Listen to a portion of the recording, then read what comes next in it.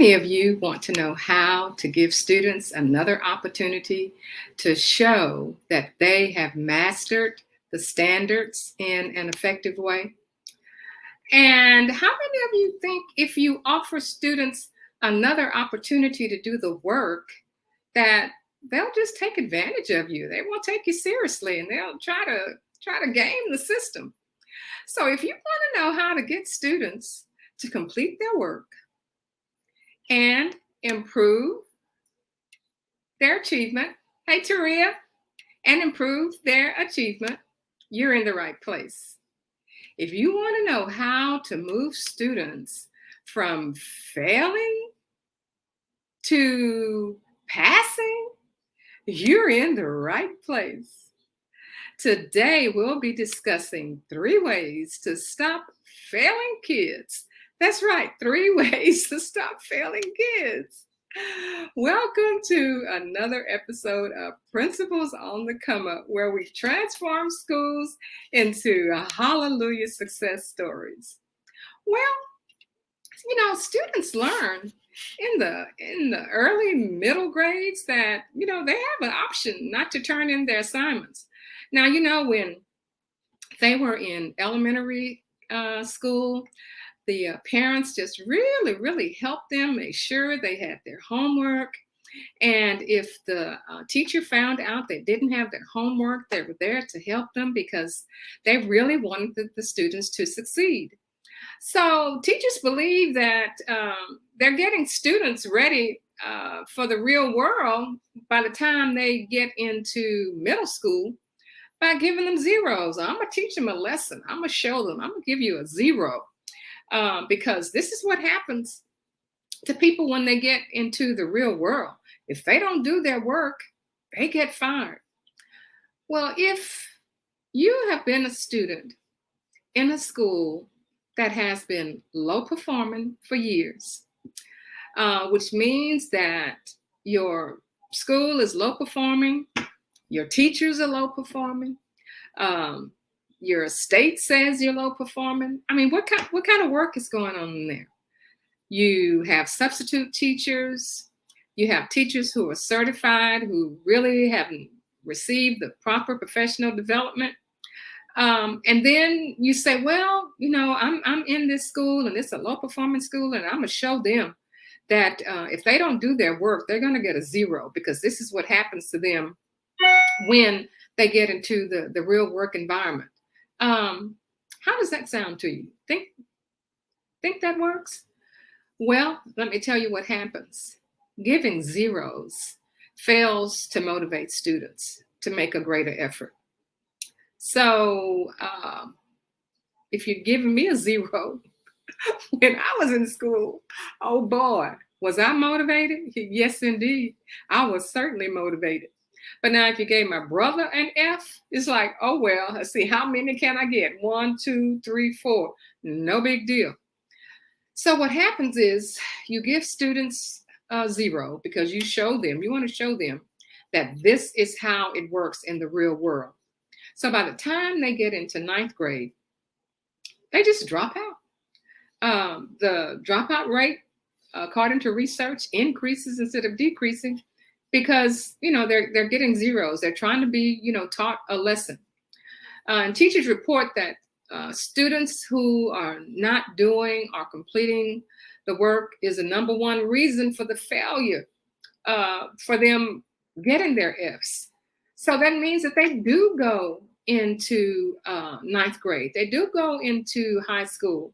They're unprepared for challenging work because the work that they did have to do, they got a 0 on it. They failed it. So that meant that there was no opportunity for them to get a reteach.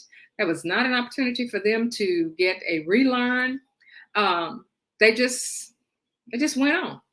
So I want you to think about the 3 things that we're going to be discussing tonight, where we are going to stop failing these children. Hi, my name is Barbara Polk, and I'm known as a turnaround principal. I was assigned to one of the lowest performing schools in my district and one of the lowest performing schools in the state of Texas. I was chosen by the state of Texas because of the success that we had at the school where we turned it around, to go into low performing schools that have been designated by the state to get them turned around. So I can say I have lots of hallelujah success stories. I was also chosen by the Harvard Graduate School of Education, their Urban School Institute, to go in there along with other principals like myself to find ways for us to be able to turn these schools around where these students will never, ever be in an environment where they are in a low performing school. But it wasn't always like that. When I was assigned to that low performance school, I didn't know what the heck I was doing. I was just like the students. I was just like the teachers. I was just like everybody else. We were just all, just walking around lost. And it was up to me to get that school turned around. And I figured, man, why'd they put me over here in the first place? I don't know how to turn a school around. All I know is that, I got lots of kids over here that's failing. I got kids that are in gangs. I have kids bringing guns to school. I have kids bringing drugs to school. And on top of all this, you want me to turn this school around? I got teachers.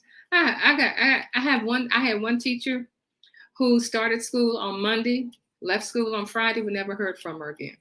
We never heard from her. I checked with Human Resources, checked with Central Administration. They didn't know where she was. We had substitutes that would come in the morning, and at lunchtime they'd leave and they wouldn't come back. And you expect me to turn this school around? So I just had to get, with some of the teachers who were a part of a team who really believed that the school could be turned around. And we came up with ways to turn the school around. And there were many, many ways, many, many things that we did.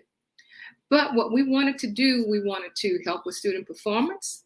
We wanted to increase attendance, and we wanted to reduce discipline. Oh my goodness, what a job to do. But that's the way it was. And that is how I find out about the power of I. And that's what we're going to be talking about tonight. But before I tell you about the power of I want you to look at the top of the page if you're on the Principles on the Come Up page. And I want you to hit that invite button. And I want you to hit the share button if you are on Barbara Ray Polk Consulting. And I want you to hit the subscribe button if you are watching from YouTube. Hit that subscribe button because, you have some friends and some colleagues who, have never heard about this. And the way that, it was taught to me was not necessarily the way I did it. I did it the way that it helped me. I see Taria saying that after she heard the story, she's saying, wow. And she says, I see why they call you the hashtag turnaround principal. Yeah, it was a turnaround. Sometimes I stood in the middle of the floor and did some turning around myself because I didn't know what to do next. I didn't know where to go, who to ask, because nobody else had been through anything like this that I knew. So we're going to be talking about the first thing that will stop you from, and an easy way to stop you from failing students, and that is the power of I. And the I simply means incompletes. It means incompletes. That means that once you have taught your lesson and you have worked with your students to do their checking for understanding, and it appears as though they have done number 1, number 2, and number 3 together as a group, and it appears as though they understand everything. Now it's time for them to work on their own, to do their independent work. So you tell them, they use the remainder of the class period or to complete that assignment for homework. And the next day or the next class period, if you don't see them every day, you want them to turn their homework in. Well, what we found, because we were on block, like, we saw the kids Monday, we didn't see them again until Wednesday. And what was happening was that we got no work back. We If we did get it back, it was the same 1, 2, or 3 problems that we had worked together as a group. So we found that was happening throughout the school. Even for those schools, sometimes on a modified block, you will see the kids every day. Even those classes where the kids were being seen every day, the homework just wasn't there. So what the teacher would do, they just give them a 0. So what does a 0 do? A 0 just simply says that you didn't complete the work, and this is what you have earned. You have earned a 0. So we're going to teach you that when you don't complete the work, you get a 0, the same way you would if you were working in a job at Jack in the Box, or if you're working a job at a hotel, or if you're working any job. If you don't do the work, then you get fired. But what we found with the power of I, that was pretty much kind of removing this opportunity for them to forget about the work. Okay, the teacher has done all of the teaching, and you don't get any feedback from the students to see their work. So we found that the power of I, the incomplete, holds students to high expectations. You're not letting them off the hook. And as far as learning is concerned, if you are in the classroom and if you have taught the standards, and if you ask them to turn the work in at the end of the class period, if they didn't complete the work, then you don't know whether they have learned.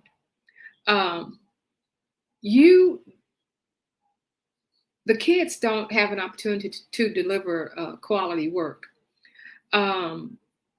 If it's very difficult, say if it's a science class or if it's a math class, and it gets very difficult for them, it gets hard for them, that means that they don't get a chance to complete the hard work. They don't complete a chance to complete those standards that are harder for them. And of course, if you just let them off the hook, you are really violating their opportunity to become responsible citizens. And that's just the way we saw it. It gives us an opportunity to give them a second chance instead of just writing a 0 and then going on, about your business. Now, you can't do all of that without giving them extra help, extra opportunities to get the work done. You and your team are going to have to come up with ways where right now with your extra tutorials, making sure that they are understanding and doing the standards that they are for their current grade. I know, a lot of us get to the point where we want to say, well, they don't understand the standards from the last grade level, but believe me, they have to understand the standards from this present grade level and get prepared for the work that's expected for the next grade level, because it's all vertically aligned. So when you give an I or you give an incomplete, you put all of those things into motion that they didn't get an opportunity to do before. And of course, as I mentioned, standard-based education.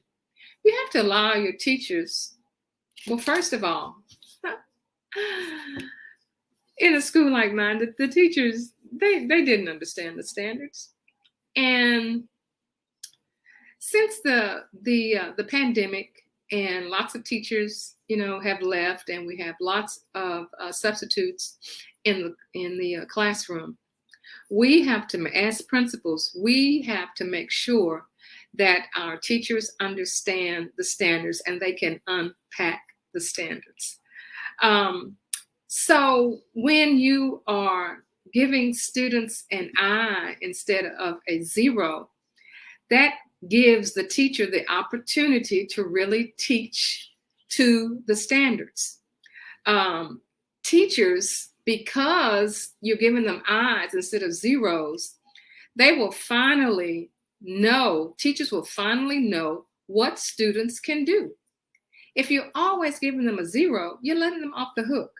If the teachers have been taught to unpack the standards and you are giving them an I, you give them an extra opportunity to see that, well, I have to do some more work. And sometimes we find that the teachers didn't do a good job of teaching a standard. And that happens. That happens to us. Sometimes when you're teaching a new standard, that first period class ends up being your guinea pig class. Yeah, I know. And the students start asking questions that you didn't anticipate when you were writing your lesson plans. Second period, they ask another type of question that you hadn't planned for. But by golly, by the time it gets to third period, oh, you got it. There's nothing you can ask me that I haven't already been asked and I have an answer for, and I know how to teach that. So that is another reason to have your power of I, the incomplete, which gives you as the teacher, gives you as the principal to go in and to observe how teachers are teaching the standard, and then also how students are actually learning. That is the opportunity that they receive when we're looking at the power of I. And then what happens if you are in a school that is in a place where you have been high performing, but your expectations by your superintendent are for you to move that school up?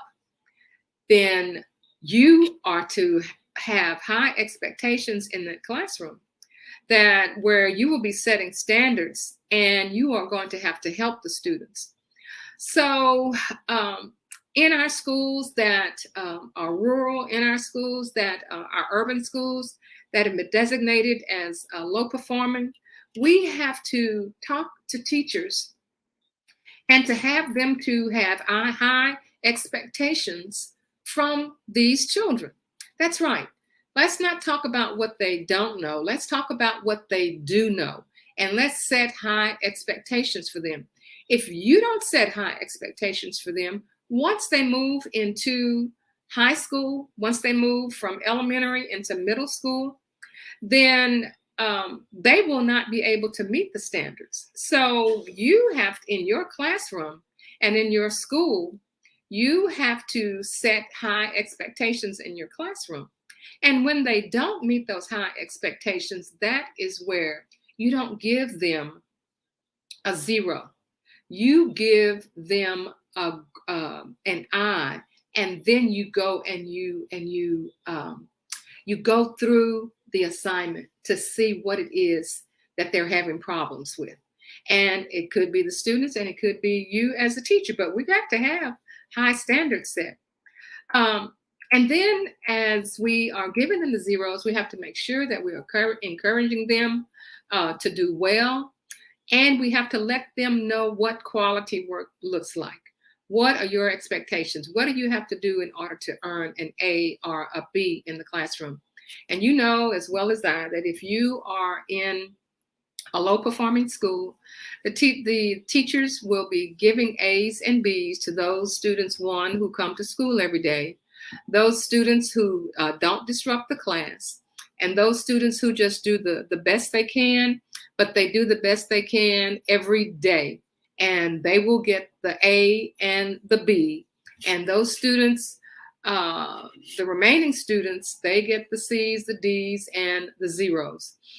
Also, as far as high expectations are concerned, you are to encourage students to work with each other. Now, you know, back in the day, we said, "Oh, don't look on my paper, don't copy off my paper." We're in an age right now where we are not expected to work alone. We have found that people with differing differing talents, differing ideas. You see things different ways. You help each other when you allow students to work.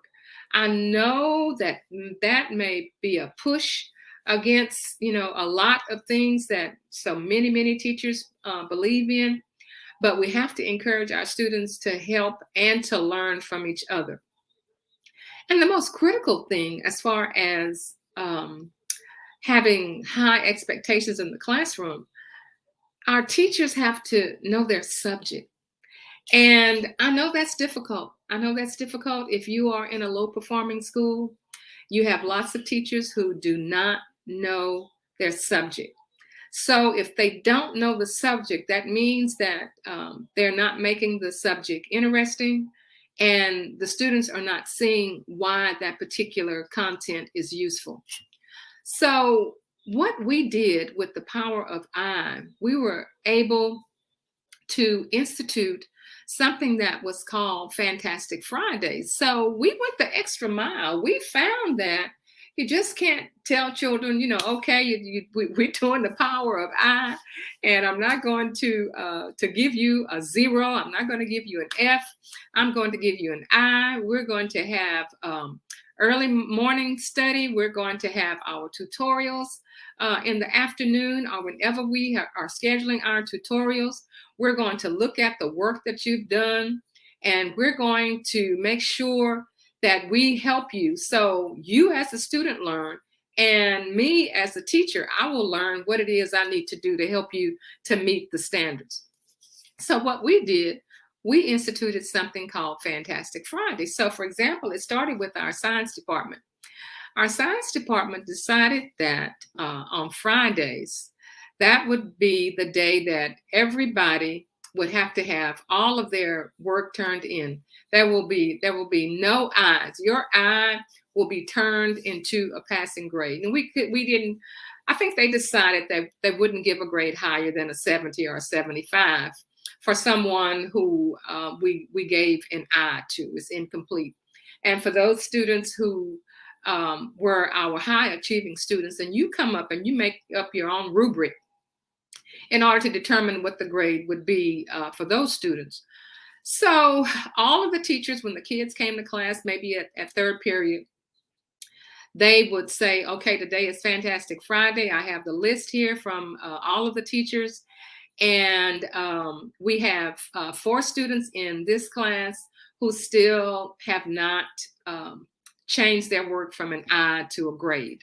So Ms. Contreras is the teacher that the team has decided is going to help those students change that grade from an I to a 70 or a 75.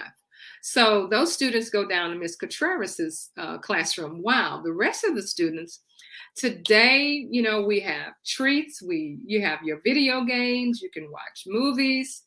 We're going to have fun in here today, and we're having fun simply because we have worked hard, we have studied, and now here is some gratification for you for doing that work. What happens then? You get your whole climate and culture to change, because everybody they think they want to do the work for Fantastic Friday. But what they're doing, they're learning, they're engaging. Students are doing reteaching where reteaching is done. Parents understand that if they can't help the student, they will do the best they can. And when they get to school and the work is not all done properly, we will not give your child a 0. We'll give your child an I, and then they'll give an opportunity to learn to do the work, which makes your standards improve, which makes your scores improve as well. Students are going to come to school every day because they're excited, because they want to be a part of Fantastic Friday. They want to do their work. It's no longer, you're a nerd because you're doing the work. Everybody is doing the work. This changes this entire environment. So this is, we have discussed 3 ways to stop failing kids. And the way we do it And the way we did it that was so successful was called the power of I. So we are encouraging teachers not to give zeros. We want to give students an opportunity to get help, to get the work done. We are making sure that our standards are being taught. And lastly, we are making sure that we have high expectations in our classroom. Our students will come to school, your students. So that means that your attendance rate will increase. Your discipline will go down because that student who is usually a discipline problem is a discipline problem because he has no idea what's going on and nobody's there to help him. And you also you find that teacher attendance will increase as well. We know that we are still going through some issues with our social emotional learning and expressions from our teachers. But when you can get something like this going on in your school, you will find that there will be a change. Your performance will increase, your discipline rate will go down, and your attendance will go up. So if you're not a member of the community on Principles on the Come Up, what are you waiting for? I want you to hit that button that says invite. I want you to invite a friend that's on the top of the page or a colleague, and so that you can share this information. It's no good to have this information and not being able to share the information with you. That's why I come on every week to talk about ways for us to improve our students in the classroom. They've been out of the classroom face to face for a while, and we know we have to provide tutorials for them. And as principals, we just have to continue to figure out a way. And the way that I figured out is using the power of I. I'll be happy to talk to you. You can call me looking at barbaraypogue.com and have a discovery call, and just see if the power of I will work, on your campus. And of course, I'll be glad to assist you where I can. So for today, that ends our episode on Principles on the Come Up, where we transform schools into hallelujah success stories. We'll see you next time.